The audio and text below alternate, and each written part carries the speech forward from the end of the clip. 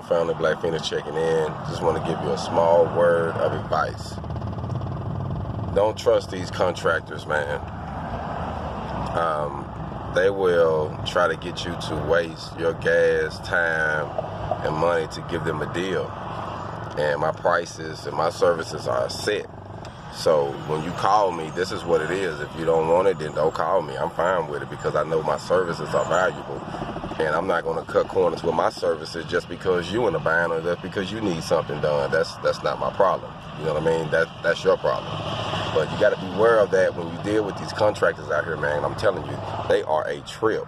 Like, they'll have you wasting your time and money, man, to try to cut corners for them. And I'm not going. Like, you know what I mean? I wasted a little gas today going to holler at this guy and going in, putting in this order to get this material, and then he want to think about it. So I left it alone, man. Time is money. I don't like wasting time. Hold on.